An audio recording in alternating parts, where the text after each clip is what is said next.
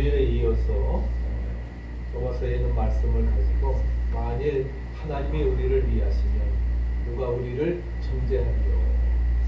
하나님께서는 우리가 역사 히스토리를 하나님이 구원의 역사라고 His story, 히스토리라고 말합니다.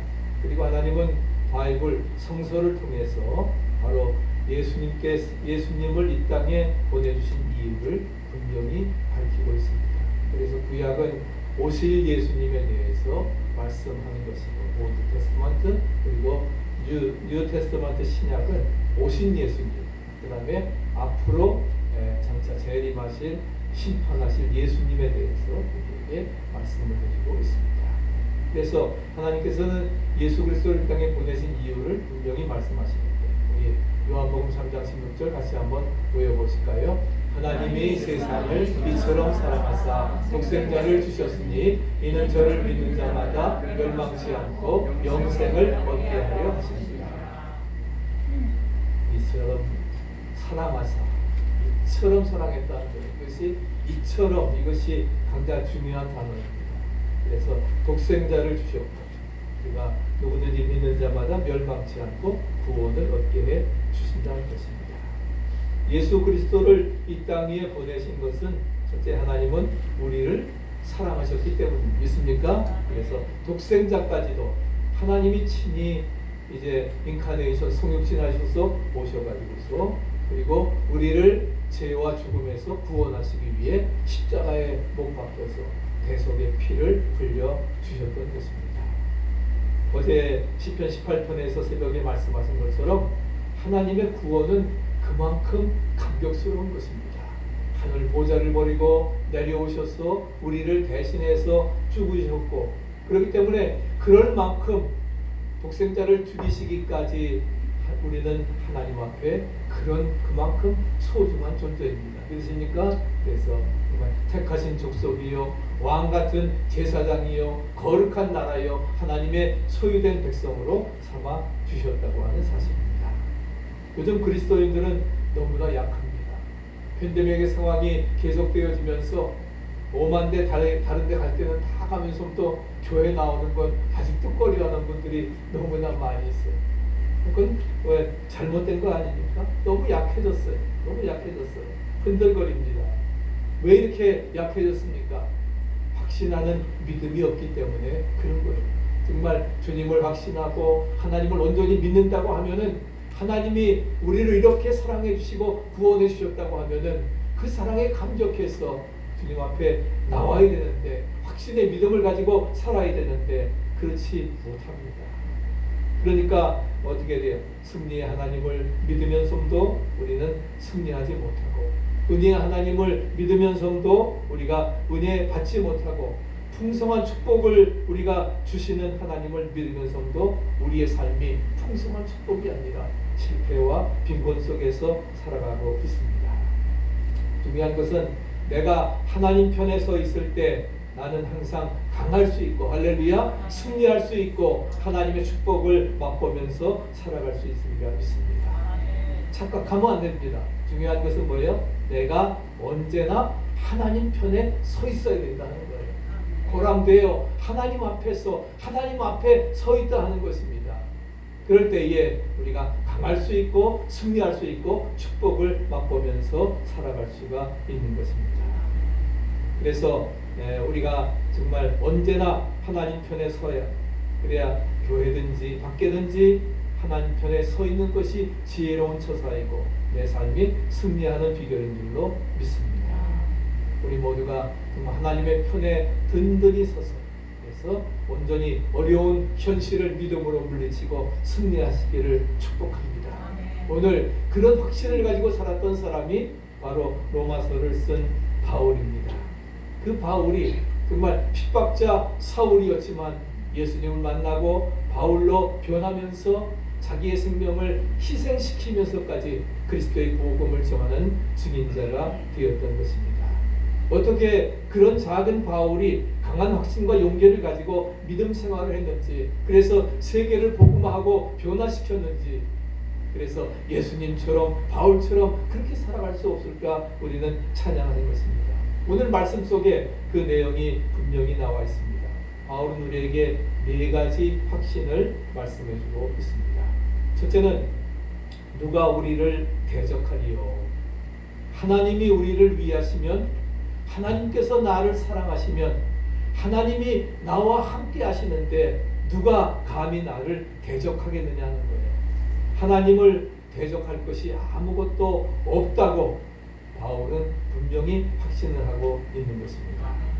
그것은 바울 자신이 위대해서가 아닙니다. 나를 지켜주시는 하나님이 위대하십니다. 믿으십니까? 그래서 주님의 높고 위대하심을 내 영혼이 찬양하네. 주님의 높고 위대하심을, 정말 부활의 주님을 우리가 분명히 찬양하면서 나가야 될 것입니다. 우리는 약하지만 내게 능력 주시는 자 안에서 모든 것 할 수 있는 것처럼, 보잘것없지만 내가 믿음 가운데 하나님 앞에 서게 되면은 하나님이 나를 지켜주십니다. 우리가 하나님 편에 서 있기만 한다고 하면은 담대하시기 바랍니다. 악한 마귀가 우리를 대적한다 할지라도 어떻게 돼요? 우리가 예수의 이름으로, 말씀의 검으로 물리쳐 나가면은 우리가 마귀는 피할 것입니다. 우리가 담대하게 우리가 물리치며 나가야 될 것입니다. 나를 보고 피하는 것이 아니라 내 뒤에 계시는, 나와 함께 동행하시는 하나님이 계시기에 믿습니까? 우리는 능히 모든 것 물리쳐 나갈 수 있으리라 믿습니다. 그러니까 우리는 하나님의 편에 서야 됩니다. 그래서 오늘 말씀에 보면은 뭐라고 하셨습니까? 정말 독생자를, 자기 아들을 아끼지 아니신 그 하나님께서 모든 것을, 모든 은사를 우리에게 주시지 않겠느냐. 독생자까지 우리에게 아껴주신 그 하나님께서, 그래서 모든 것 이겨나갈 수 있도록 지켜주시고 인도해 주시리라 믿습니다. 그래서 우리에게 뭐예요? 지혜와 그 다음에 능력 주셔서, 그래서 모든 것 이겨나갈 수 있으리라 믿습니다. 누가 대적하리요? 누가 대적하리요? 우리가 이런 믿음을 가져야 되는 것입니다. 그 모세가 바로 그런 지팡이 하나만을 가지고 홍해를 가르게 되어지고 10가지 재앙을 일으키고 거대한 애굽의 바로의 세력을 물리쳤던 것을 우리는 찾아볼 수가 있습니다. 하나님이 나와 함께 하신다고 하면은 그 하나님의 이름의 능력을 가지고 나아가는 것입니다. 다윗이 어제 새벽에 말씀드린 것처럼 너는 칼과 단창으로 나에게 오지만 나는 만군의 여호와의 이름으로 너에게 간다 하시면서, 그러면서 물맷돌로 그 구척장신 골리앗을 물리쳤던 것을 우리는 분명히 믿습니다. 왜? 하나님이 함께 하시기 때문에 만군의 여호와의 이름으로 나아가서 승리할 수 있었던 것입니다. 바울이 맨몸으로 십자가의 복음을 들고 로마에 들어간 것도 바로 뭐예요? 딴 거 아닙니다. 하나님이 나와 함께 하신다고 하는 임마누엘의 신앙, 믿습니까? 그 믿음을 가지고 누가 나를 대적하리요? 이 믿음 가지고 여러분도 승리하시기를 축복합니다. 두 번째는 누가 능히 하나님의 택하신 자들을 송사하리요? 내가 하나님 편에 서 있으면 아무도 나를 송사할 수가 없다는, 비난할 수가 없다는 겁니다. 세상 사람들이 종종 하나님의 자녀인 우리들을 비난합니다. 송사합니다. 그러나 우리 하나님은 그것을 받지 않습니다. 우리가 하나님의 자녀이기 때문에 능히 모든 것 이겨나갈 수 있도록 인도해 주시리라 믿습니다.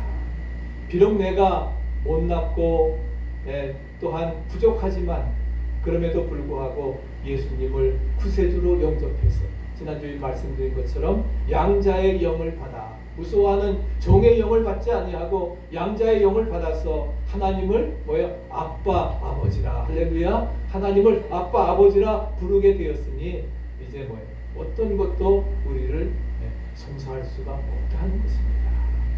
하나님이 선택해 주셔서 자녀 삼아 주신 것 얼마나 감사한 일입니까? 이런 믿음을 가진 바울이 담대한 것입니다. 누가 송사하겠어요? 마귀가 여러분들을 넘어뜨리려고 다른 사람을 통해서 나를 공격합니다. 네가 가질게 네 믿음이 그 정도인데 뭘 할 수 있다고 하면서 우리의 약한 부분, 우리의 죄악들을 들추어내고 우리를 자꾸만 무기력하게 만듭니다. 그러나 그럴 때 우리는 위축되어서는 안 됩니다. 죄인이지만 내가 예수님을 믿음으로 의롭게 되었고, 나는 죄인이고 거짓말하고 죄를 지었으나 하나님께서 나를 사랑하셔서 십자가의 보혈로 내 죄를 씻어주셨고, 그 주님을 믿는 자는 멸망치 않고 영생을 얻게 하신다 하셨으니까 나는 십자가의 보혈의 공로를 힘입었다. 그러니 이제 나는 하나님의 사랑받는, 인정받는 자녀야. 악한 마귀야 물러가라, 사탄아 물러가라. 우리가 담대히 물리치며 나아갈 수 있어야 될 것입니다. 그래서 누가 송사하든 우리는 하나님께서 나를 용서하시고 자녀 삼아주셨다는 사실을 분명히 믿고 우리 모두가 담대하게 나가야 되리라 믿습니다. 세상 사람들이 손가락질하고 무시하고 뭐라고 말해도 절대로 여러분 흔들리지 마세요. 내가 하나님의 편에 서는 한, 하나님께로 향하는 한, 하나님께서는 우리와 함께 하시고 어떤 어려움도 물리쳐 나아갈 수 있게 하시리라 믿습니다. 그래서 로마서 5장 8절 10절의 말씀 보면은 우리가 죄인 되었을 때에, 우리가 원수 되었을 때에, 그러나 그리스도께서 우리를 위하여 죽으심으로 하나님께서 우리에 대한 자기의 사랑을 확증하셨습니다. 아멘. 예수께서 우리를 대신해서 죽으심으로 십자가 사건을 통해서 우리가 죄인 하나님과 원수 되었을 때에, 그래서 주님이 대신 죽으심으로 말미암아, 그래서 It is finished, 다 이루었다 말씀하셨기 때문에 그 예수님을 나의 구세주로 믿음으로 말미암아 우리에 대한 하나님의 사랑을 확증해 주신 것이 바로 십자가 구원 사건인 줄로 믿습니다. 그런 믿음을 가지고 우리는 살아가야 되는 것입니다. 하나님께서 우리에게 대한 사랑을 확증해 주셨어요. 내가 잘나서가 아닙니다. 그저 하나님의 은혜로 우리는 하나님의 자녀가 되었기 때문에, 그렇기 때문에 세상 사람들이 아무리 나를 비난하고 송사한다 할지라도 낙심하지 말고 하나님의 자녀의 그러한 그 본분을 가지고 정체성을 확립하면서 믿음으로 승리해야 하는 것입니다. 세 번째는 한번 따라하세요. 누가 우리를 정죄하리요? 누가 우리를 정죄하리요? 하나님이 우리와 함께 하시면 누가 정죄하리요? 바울은 과거에 많은 죄를 지었습니다. 스데반을 돌로 쳐 죽이는데도 앞장서서 증인이 되었습니다. 사울의 이름을 가졌을 때에 예수 믿는 사람을 잡아서 가두는 것이 그의 일이었습니다. 그러나 다메섹 도상에서 예수님을 만난 다음에 나는 네가 핍박하는 예수라. 그의 눈이 멀어지고 눈이 새롭게 떠지면서 이름이 이제 사울에서 바울로 바뀌어지고 그는 정말 예수의 핍박자가 아니라 예수의 증인자가 되어서 이제 순교하기까지 복음을 전했던 것을 찾아볼 수가 있습니다. 내가 지은 모든 죄가 주님의 십자가의 보혈로 용서함 받았고 이제는 의롭다함을 받았습니다. 누가 감히 나를 정죄하리요? 담대해야 됩니다. 이 말은 우리가 용서함 받았으니까 마음대로 살아도 된다고 하는 게 아닙니다. 흔히 구원받을 말하는 것처럼 내가 구원받았으니까 구원의 확신이 있으니까 멋대로 살아도 된다. 아닙니다. 구원받은 사람은 구원받은 자답게 살아야 되리라 믿습니다. 아멘. 은혜를 깨달은 사람은 하나님의 뜻대로 살려고 더 노력해야 되는 거예요. 날마다 주께로 더 가까이, 부족하지만 그래서 또 하나님 앞에 우리가 회개하고 온전히 하나님 주시는 힘을 힘입고 믿음 안에 나가야 될 것입니다. 바울의 강했던 확신이 무엇입니까? 딴 거 아닙니다. 영원한 죄악의 형벌 속에서, 죄악의 형벌로부터 어떻게 그리스도를 통해서 하나님께서 우리를 뭐예요? 믿음으로 영원한 생명으로 이끌어 주셨다고 하는 그 사실. 그래서 사망에서 생명으로 믿습니까? 우리가 그 예수님의 보혈의 피를 통해서 이루어졌던 것을. 그러니까 그는 뭐예요? 흔들리지 않았던 것입니다.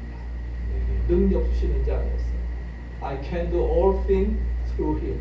그분의 능력을 통해서 모든 것 감당해 나갈 수 있다는 것입니다. 그렇기 때문에 우리가 십자가의 그러한 그 보혈의 공로를 믿는다고 하면은 우리는 어떻게 해요? 정말 세상 사람이 우리를 아무리 정죄한다 할지라도 우리는 흔들려서는 안 됩니다. 하나님이 나를 의롭다 하시고 그 다음에 죄를 용서해 주심을 분명히 믿으시기 바랍니다. 여러분, 세상에 가장 큰 죄는 무슨 죄인 줄 아세요? 네? 살인죄도 아닙니다. 가장 큰 죄는 뭐예요? 한번 쫓아요. 하나님을 믿지 않는 죄다. 하나님 믿지 않는 죄가 가장 큰 죄입니다. 우리는 피조물인데 나를 창조해 주신 창조주 하나님을 믿고 의지하고 순종하며 따라야 되는데 우리가 하나님을 믿지 않는 것이 내 주목을 믿고 권력을 믿고 힘을 돈을 믿고 이것이 가장 하나님을 믿지 않는 게 가장 큰 죄라는 사실을 기억해. 이것이 살인죄보다도 더 무서운 죄입니다. 영원히 용서함 받지 못할 죄가 바로 하나님을 믿지 않는 죄라는 것입니다. 그런데 누가 누구를 정죄하겠어요? 누가 누구를 정죄합니까? 딱 도토리 키재기지. 인간은 인간을 정죄할 수 없습니다. 판단할 수 없습니다. 비판할 수 없습니다. 정죄는 누구만이 할 수 있어요? 정죄는 하나님만이 하실 수 있습니다. 믿습니까? 네. 그런데 하나님이 우리의 모든 죄를 용서해 주셨습니다. 그렇기 때문에 이제 우리는 뭐예요? 하나님의 자녀이고 의롭다함을 받은 천국 백성임을 확신하시기 바랍니다. 이것이 바로 믿음의 비밀인 거예요. 은밀한 일을 크고 은밀한 일을 너에게 보이리라 말씀을 하고 있습니다. 그렇기 때문에 믿음으로 우리가 하나님 편에 서 있다고 하면은 하나님께서는 분명히 우리의 모든 삶을 인도해 주시리라 믿습니다. 마지막 네 번째는 누가 우리를 그리스도의 사랑에서 끊으리요. 하나님이 나를 위하신다고 하면은 하나님과 나와의 맺어진 사랑의 줄을 어느 누구도 끊을 수가 없다 하는 것입니다. 네? 하나님이 나를 위하시는데, 하나님이 나와 함께 하시는데, 내가 하나님 편에 서 있는데, 내가 주님과 동행하는데 누가 우리를 그리스도의 사랑에서, 누가 나를 정죄할 것이고 누가 나를 송사할 것이고 그럴 수 없다 하는 겁니다. 하나님이 나를 위하시면 하나님과 나와 맺어진 그 사랑의 줄은 결코 어떤 것으로도 끊을 수 없다 하는 것입니다. 세상에서 가장 센 줄은 돈줄이 아닙니다. 권력줄도 아니라는 겁니다. 세상에서 가장 강한 줄이 있다고 하면은 그것은 뭐예요? 사랑의 줄입니다. 믿으십니까? 하나님과 우리가 구원의 관계로 예수님을 믿음으로 연결된 그 하나님의 사랑, 하나님의 사랑이 정말 십자가를 통해서 나타나고 하나님이 세상을 이처럼 사랑하사 독생자를 주신 그 사랑의 줄, 이 사랑은 죽음보다도 강한 것입니다. 그렇기 때문에 이 아무도 끊을 수가 없습니다. 그래서 오늘 말씀에 뭐라고 말씀을 하고 있습니까? 다시 한번 읽어보실까요? 환난이나 권고나 핍박이나 기근이나 적신이나 위험이나 칼이랴. 35절에 분명히 말씀하고 있습니다. 아무것도 하나님이 나를 묶은 사랑의 줄에서 나를 끊지 못하리라. 할렐루야. 분명히 우리에게 말씀해 주십니다. 어떤 것이라 할지라도 정말 7가지는 무엇입니까? 환난이나 권고나 핍박이나 기근이나 적신이나 위험이나 칼, 어떤 것도 하나님의 나를 묶은 그 사랑의 줄에서, 사랑의 끈에서 끊을 수 없다는 것을 우리에게 분명히 말씀을 드리고 있습니다. 하나님이 끊기 전에는, 하나님이 끊으시기 전에는 아무도 못 끊는다는 거예요. 우리가 때로 하나님 앞에 버림받았을 때에 왜 나를 버리십니까? 그러나 하나님이 결코 우리를 버리신 것이 아닙니다. 네가 나를 떠났지, 내가 너를 버렸냐? 믿습니까? 우리가 하나님을 떠나서 내 멋대로 살아가는 것이지 하나님이 나를 버리신 것이 아니라 하는 겁니다. 내가 하나님을 떠나지 않는 한은 절대로 하나님께서 우리의 사랑의 줄을 끊지 않으십니다. 믿으십니까? 하나님과 관계 깨져진 건 뭐예요? 예, 그 모든 것도 회개하고 나오면 주님께서 다시금 회복시켜 주시리라 믿습니다. 하나님의 사랑은 변치 않은 영원한 사랑입니다. 믿습니까? 이터널로 영원한 사랑입니다. 우리가 호세아를 보면은 하나님께서 호세아에게 명령하시죠. 음란한 여인 고멜을 아내로 맞이해라. 하나님의 명령이기 때문에 선지자 호세아는 고멜을 음란하지만 데려옵니다. 그런데 사랑을 베풀어줘도 또 도망갑니다. 또 음란의 행위를 행합니다. 다시 데려옵니다. 또 배신하고 도망갑니다. 여기 고멜이 바로 뭐예요? 저와 여러분들이다. 우리입니다. 여러분이다. 그러나 하나님은 뭐예요? 끝까지 영원한 사랑으로 우리를 참아주시고 인도해 주신다는 것입니다. 지난 주일에 아버지 날이었습니다. 또 저희 결혼 40주년을 보냈습니다. 그러면서 우리가 정말 현대판의 그러한 놀라운 사랑의 부부, 정말 아버지 그분을 이렇게 소개하려고 합니다. 여러 해 전에 장애인 아내가 남편에게 바치는 사부곡이라고 해서 이명자 씨가 이제 띄운 그러한 글이 있습니다. 그래서 정말 이것을 읽으면서 참 큰 감동이 있었습니다. 오늘 제가 칼럼에도 썼습니다만은 다음 주에 계속 이어서 쓸 것입니다. 제가 이렇게 글을 올리는 것은 저의 다리가 되어주는 고마운 남편에게 제 마음을 전하고 싶어서입니다.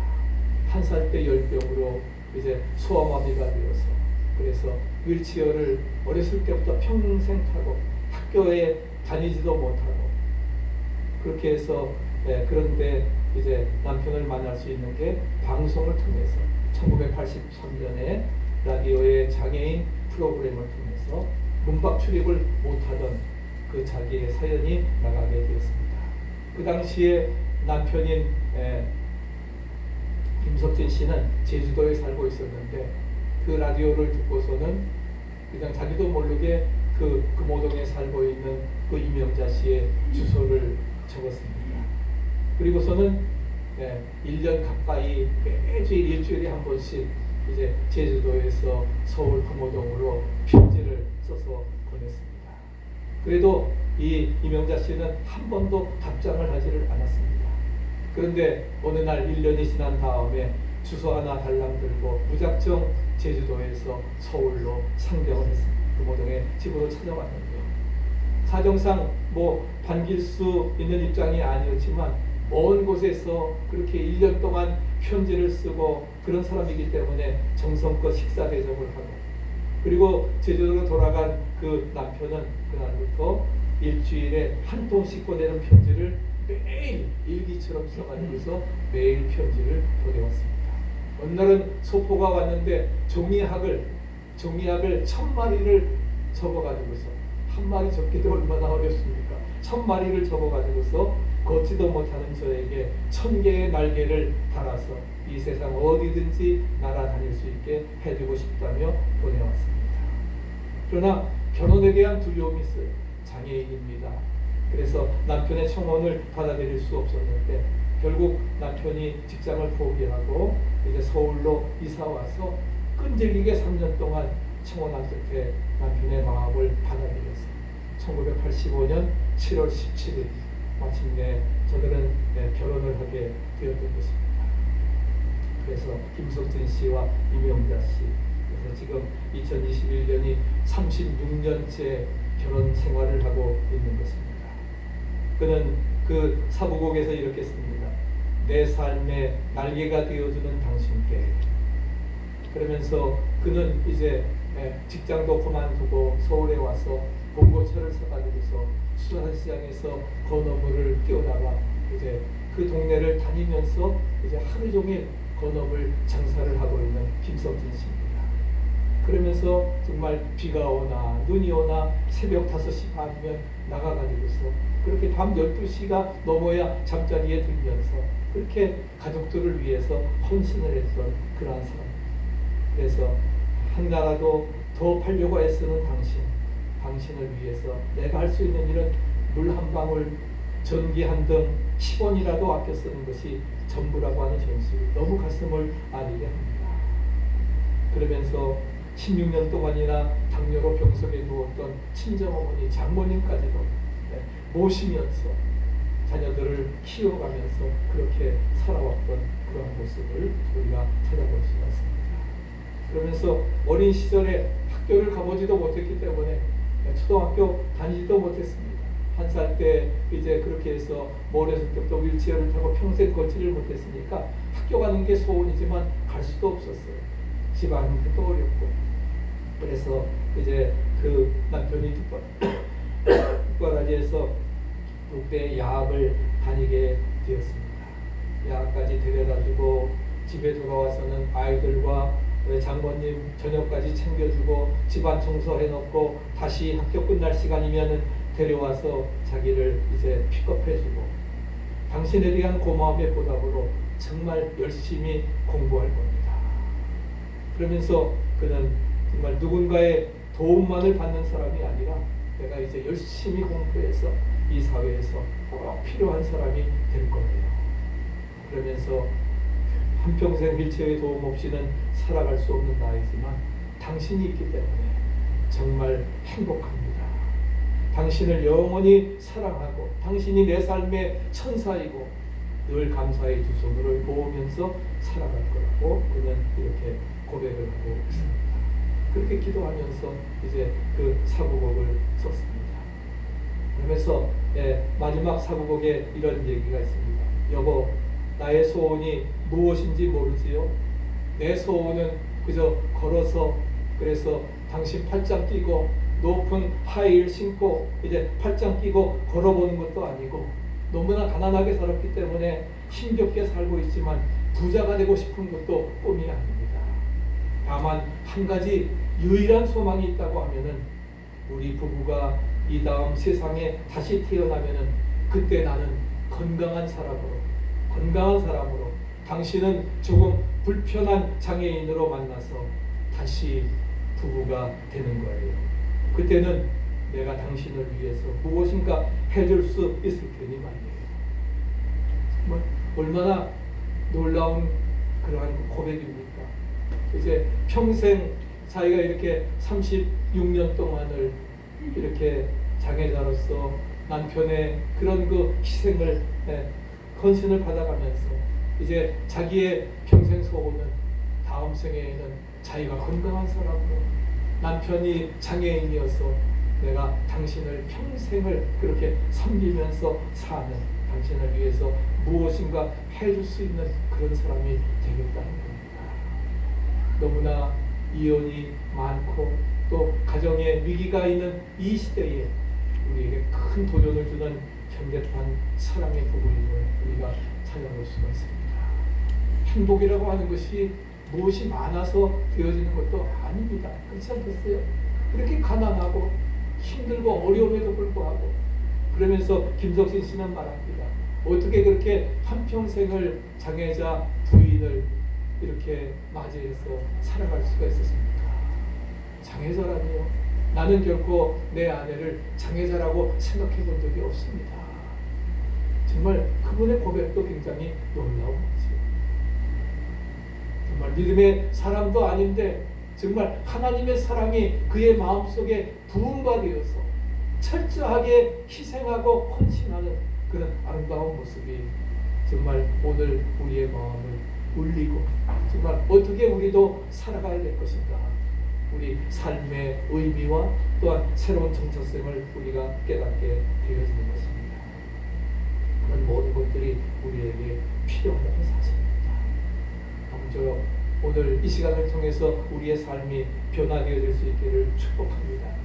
그래서 우리 시편 73편 28절 같이 한번 읽어보실까요? 하나님께 가까이 함이 내게 복이라 내가 주 여호와를 나의 피난처로 삼아 주의 모든 행적을 전파하리라. 하나님께 가까이 함이 내게 복이라. 하나님의 편에 서게 되면 하나님의 사랑이 내 마음속에 부음과 되어서 주 여호와가 나의 피난처가 되어서 우리가 그 사랑을 증거하면서 복음을 전하면서 이 사회를 정말 천국으로 변화시키는 아름다운 역사 이루어 나가리라 믿습니다. 우리에게 복 주시고 복이 되게 하시는 분은 오직 하나님이십니다. 아멘. 복의 근원 하나님이십니다. 중요한 것은 우리가 믿음으로 하나님 편에 서는 것입니다. 아멘. 그것이 우리가 믿음으로 하나님 편에 설 때에 하나님께서 우리 모든 삶을 책임지시고 이루어 주시리라 믿습니다. 하나님이 나를 위하시며 누가 우리를 정죄하리요? 누가 우리를 대적하리요? 누가 우리를 송사하리요? 그 하나님의 사랑 능력 안에서 어떤 것도 끊을 수 없습니다. 주님과 동행하면서 승리한 선 되시기를 축복합니다.